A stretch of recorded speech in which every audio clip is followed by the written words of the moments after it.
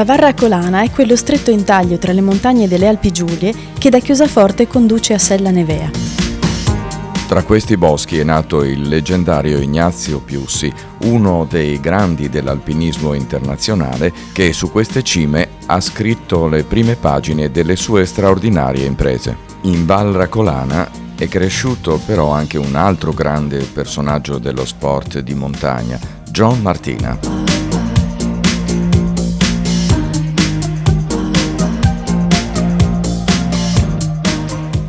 John Martina, classe 1977, è uno sportivo vero, uno di quelli di una volta, dove l'amore e il rispetto per le montagne e per la sua Varracolana sono un imperativo senza compromessi. È un personaggio che da autodidatta, soprattutto con il parapendio, sfida il rischio e la fatica estrema sulle sue montagne, senza chiasso e senza palcoscenici.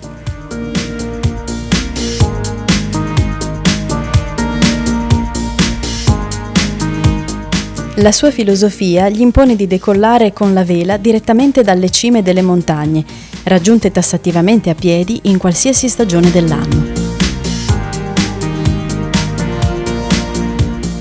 A Piani, nella sua vecchia casa, molti ambienti sono stati riconvertiti in una sorta di magazzino per un'incredibile quantità di attrezzature sportive.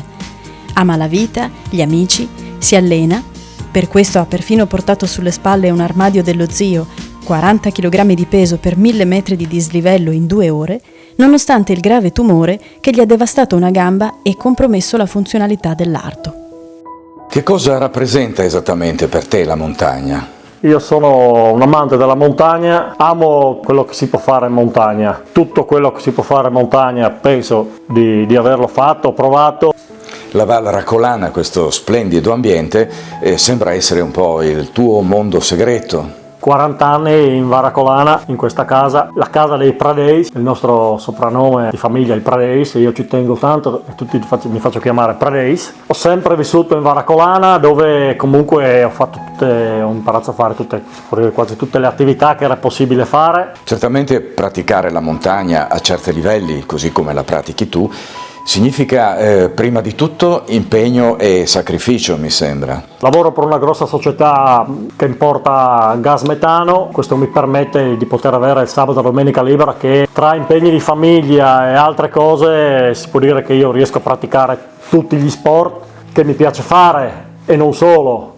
Io quando riesco a ritagliarmi il tempo, prima del lavoro, dopo il lavoro, facendo anche sfacchinate di alzarsi alle 4 la mattina per andare in cima alla montagna, fare una planata da 10 minuti per poi andare a lavorare. Si racconta che tu abbia nelle gambe oltre 2000 metri di dislivello ancora prima di recarti al lavoro. Salgo sulla cima del Montasio partendo alle 3 la mattina, perché da casa mia a Montasio ci sono 2000 metri di dislivello, vogliono 2 ore e mezza per poterli fare, con almeno 2 ore e mezza con la vela sulla schiena.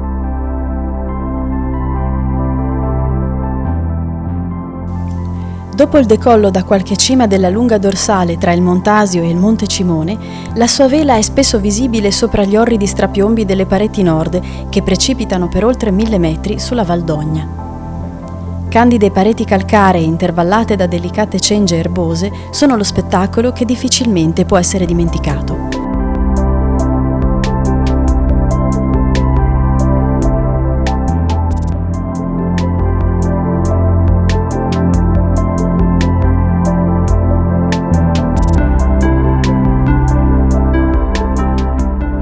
Ma quanto importante è per te lo sport e quanto incide soprattutto nella tua vita? Prima viene la famiglia, bambini, e poi viene lo sport. In una buona famiglia, un buon padre di famiglia, se vuole dare da bere, deve arrivare a casa con la brocca piena. E la montagna come è entrata nelle tue giornate? Io mi sono avvicinato alla montagna camminando da piccolo, ma molto piccolo, perché appunto vivendo in montagna, quando sei fuori di casa sei in montagna e i bambini non li tieni in casa. Si praticava l'uccellagione e quindi andavi con i vecchi in montagna a catturare gli uccelli, poverini. Il tuo curriculum però segnala una serie di imprese alpinistiche di grande rilievo. Come sono nate? L'avvicinamento all'alpinismo è stata una cosa graduale, come è stato un voler qualcosa di più, andare sempre più in alto, sempre più in cima, cercando, diciamo, le salite quelle meno facili. L'alpinismo di alto livello è naturalmente una scuola di vita, lo sappiamo tutti, ma quanto ti ha aiutato nelle altre attività, nella vita di tutti i giorni? Quello ha contribuito tantissimo alla conoscenza del posto dove vivo e quello ha aiutato tantissimo poi anche questa mia capacità di valutare le condizioni e appunto riferita al volo libero è stata la cosa che mi ha aiutato più di tutte. L'alpinismo poi mi ha portato a fare quello che c'era a portata di mano. La montagna si divide anche per gradi di difficoltà. Fino a quale livello ti sei spinto? Le classiche vie alpinistiche delle Giulie, le classiche di Cughi, le classiche di Ignazio Piussi. Ho realizzato anche delle vie impegnative, vie che vanno fino al sesto grado, sesto più, Monte Bianco in invernale, in estiva, Rosa, Cervino, tutte le grandi montagne, e tante di queste le ho volate anche col parapendio dalla cima. Questa è una foto fatta sul passaggio chiave della Daya Peters, che è una via di sesto grado sul gruppo degli Ofuart, una nord, una super classica dell'alpinismo friulano. Salire sul Monte Canini in inverno e in solitaria, dopo copiose nevicate e con temperature polari, non è esattamente un'impresa per tutti. Anche scendere con gli sci dalle creste avvolte nella neve è un'avventura molto delicata che lascia dentro all'animo una soddisfazione immensa. La volontà e la passione aiutano quindi a stemperare i rischi e la fatica.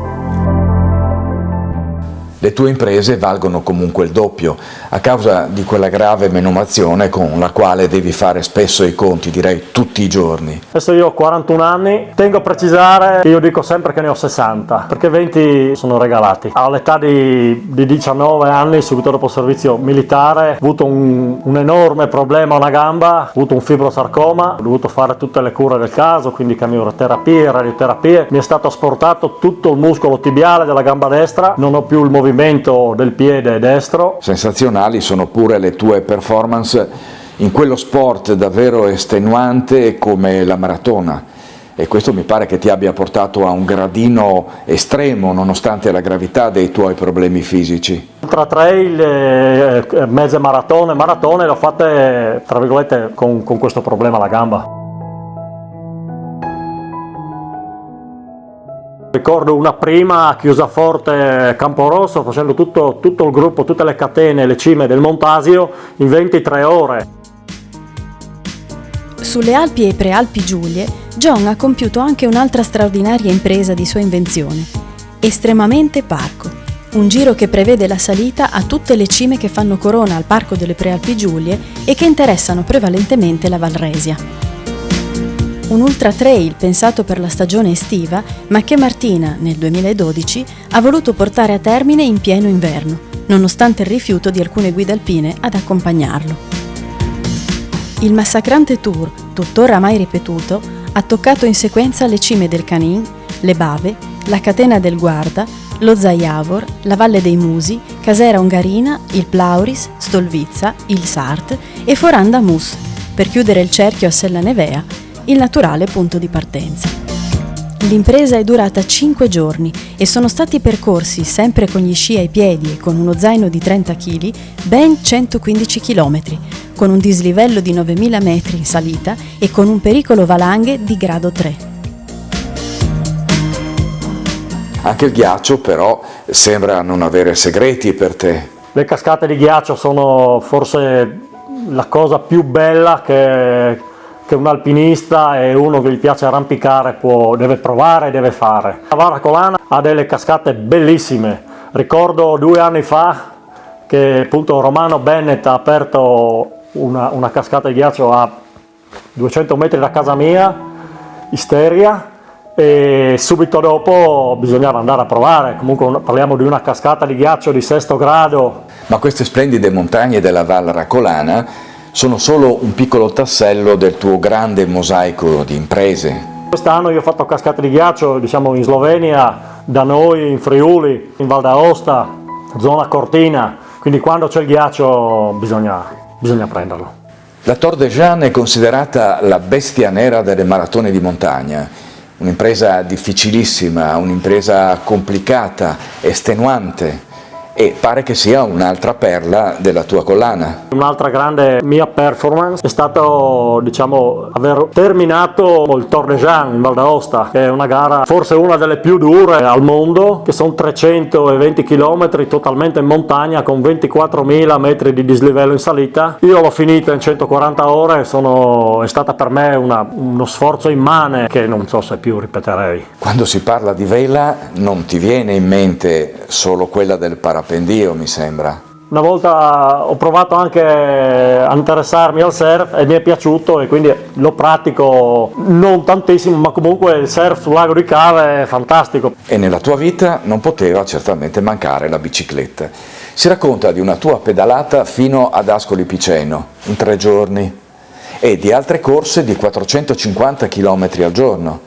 E se non sbaglio, negli obiettivi c'era anche la Sicilia. La bicicletta è stata uno sport che ho praticato tantissimo, si può dire, per una questione economica. Mi spostavo per andare a lavorare, facevo 70 km al giorno. Mi era venuta anche la brillante idea di andare in bicicletta da casa fino a Catania. Quella volta che ci ho provato sono partito da casa e a Vidulis mi ha investito e mi sono fatto Vidulis-Udine in ospedale con l'elicottero. Ascoltando i tuoi racconti si ha davvero la sensazione di avere di fronte un alieno. Se il tempo lo impegni nella famiglia e vuoi comunque avere un livello di allenamento per fare altre attività, devi andare a fare attività vai mattina presto, vai la sera, vai di notte, ma comunque devi gestirti perché le cose facili non portano a risultati. Il grande John Martina appartiene però alle nuvole.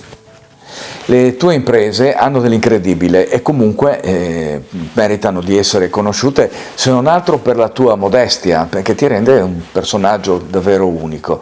Che cos'è per te il volo? Dicono che è come le droghe, perché là io penso che segni le robe che mi vengono ora sei più bravo di fare. Un bel volo secondo me è paragonabile a una roba che non si può dire, comunque sicuramente un bel volo è paragonabile a che robe. Quindi la montagna è anche volo. Il volo libero sta riempiendo tanto di questa mia passione per la montagna. Quante specialità si contano nel volo di montagna e quali sono i tipi di vela? 5 tipi di parapendio che servono per fare i voli, diciamo, voli corti, voli veloci, voli di lunga distanza, voli in biposto. Ogni volo necessita di una giusta attrezzatura. Con quali attrezzature si pratica questo sport? Si pratica col parapendio, che non è il paracadute e non è il deltaplano. È un mezzo che ci permette di volare, è formato praticamente da un tessuto che con la pressione all'interno di questi cassoni, la pressione d'aria con cui viene riempito, crea un profilo alare che ci dà la possibilità di volare. E i tuoi voli di montagna non sono certamente rallentati neppure dall'inverno, quando le cime sono stracolme di neve, quando tutti gli altri insomma stanno a casa. Ci sono più tipi di voli che si possono fare voli di distanza, ci sono i voli veloci, gli speed fly, si decolla dalla cima della montagna, subito in pochi minuti si atterra e questo si può fare a piedi, si può fare con gli sci nei piedi, tante cime come gli Ovri Montasi in invernale o il Canin si fanno a piccozze e ramponi, quindi con grosse difficoltà alpinistiche, per poi partire e fare voli corti, voli da 10 minuti, 20 minuti. I voli esempio che faccio la mattina, prima di andare a lavorare, durano di 5, 6 minuti, 3 minuti. Io, esempio, per dare così 2 numeri, sui voli veloci ricordo un decollo dalla cima dell'Etna, mattina presto con gli sci nei piedi, quindi in invernale, salendo da Piano Provenzana, con gli sci decollato dalla cima dell'Etna, gli Ovri Montasio sia in invernale che in estiva, con voli veloci da 2000 metri di dislivello in 4 minuti, con medie di 50-60 km orari.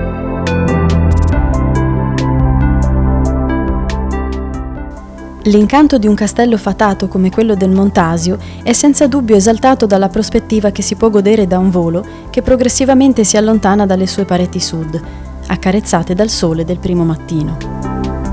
È un incontro con l'aria frizzante delle alte quote che si riscalda lentamente durante la discesa verso Sella Nevea, lungo le dorsali prative e i ghiaioni che ammantano lo zoccolo del re delle Alpi Giulie.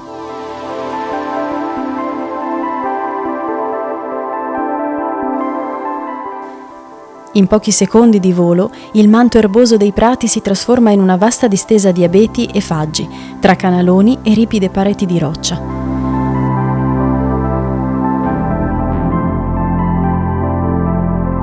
Poi all'improvviso si apre sotto ai piedi la Varracolana e il prato di casa che accoglie la vela multicolore.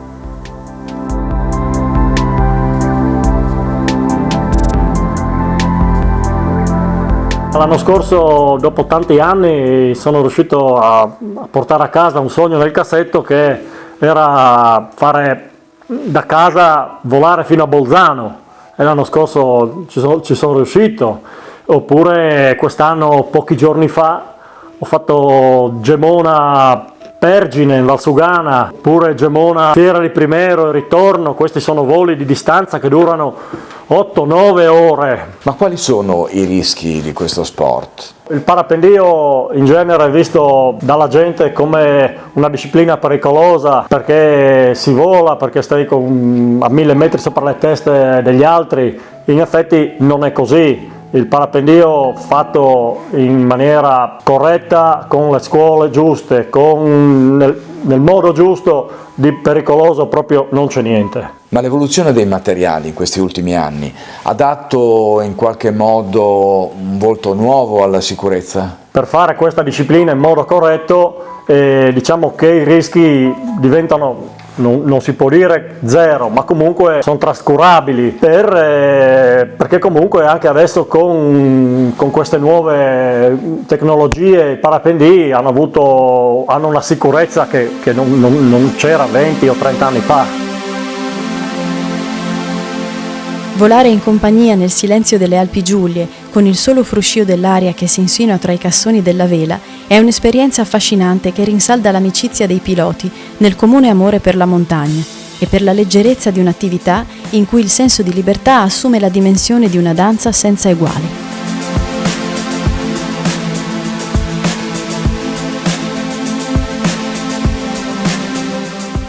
Ogni gesto, ogni manovra calcolata al millimetro in un ambiente che sembra infinito, produce disegni e traiettorie sempre nuove nel sorvolo di boschi, pareti verticali, torrenti e vallate verdeggianti.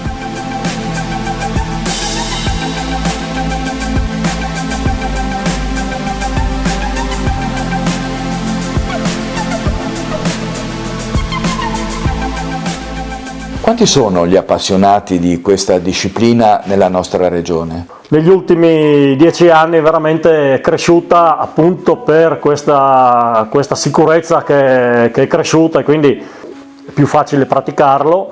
In Friuli siamo tanti piloti, penso che piloti attivi in Friuli ci siano più di 200 piloti. C'è una componente importante negli sport che tu pratichi, si chiama paura.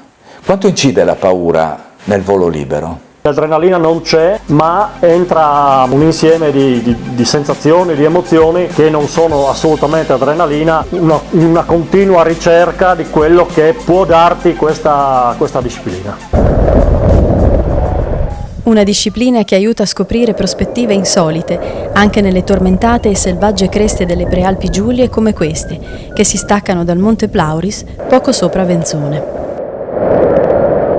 In genere il volo in parapendio è un'attività riservata al solo pilota, almeno per quello che possiamo vedere, ma questo non ti impedisce di essere con gli altri e di stare in compagnia in diverse occasioni. Io ci tengo tantissimo, è la condivisione, il trasmettere queste emozioni a altre persone. Pratico abbastanza il parapendio biposto, questo è veramente una delle cose più belle perché trasmetti queste emozioni a una persona che veramente non sa cos'è il volo. Il volo in biposto lo possono fare tutti, anche chi soffre di vertigini, perché non avendo punti di riferimento non si soffre di vertigini. Posso volare bambini da 3 anni, io mio figlio ho già fatto fare 3-4 voli e a 3 anni.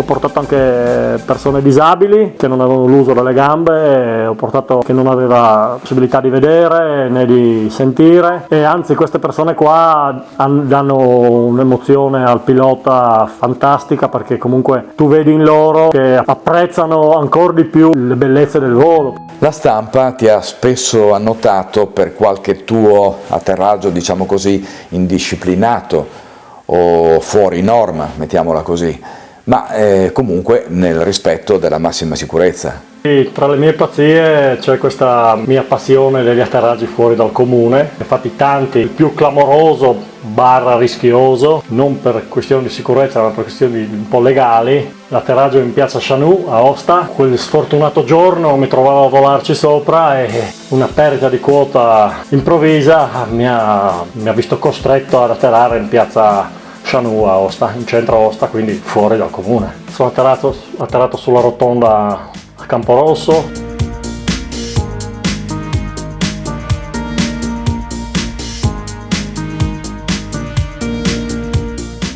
Sono atterrato sempre fuori dal comune a Malborghetto.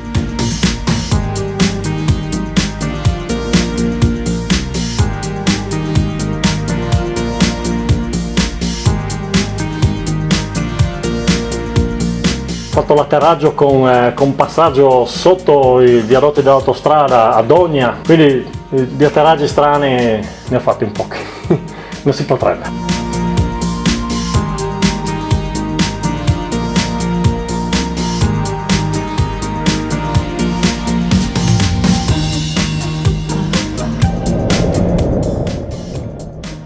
Ogni volo in parapendio è una storia diversa. È un viaggio dell'anima in luoghi visti 1000 volte, ma sempre nuovi per le sensazioni che l'aria offre al pilota, per le luci che colorano ogni piccola porzione di cielo, per il sole che riscalda il volto, per il vento che accarezza la pelle, per i panorami grandiosi che si aprono sotto i piedi dopo un decollo dalla Mariana.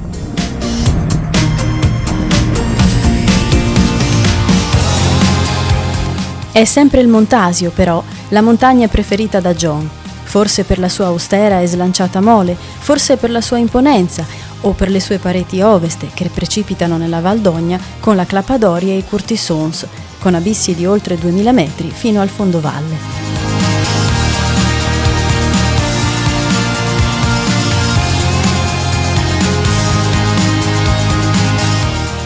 Sappiamo che John Martina ha un debole per la neve e il ghiaccio. Sono elementi che lo attirano in modo viscerale e con i quali spesso si confronta a 2 passi dalla porta di casa.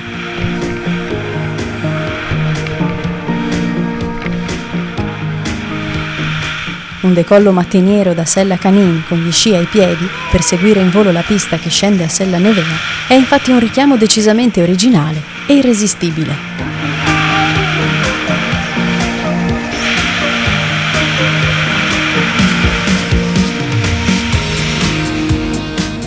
L'alba è forse uno dei momenti in cui è possibile condividere con la natura un più intimo contatto. La salita al buio della notte sulla cima di Terra Rossa, un decollo tra i ripidi contrafforti del monte e i numerosi passaggi in volo tra pinnacoli e creste a malapena illuminate, spiegano solo in parte le motivazioni che suscitano in un sognatore come John Martina un grande amore per le nostre montagne.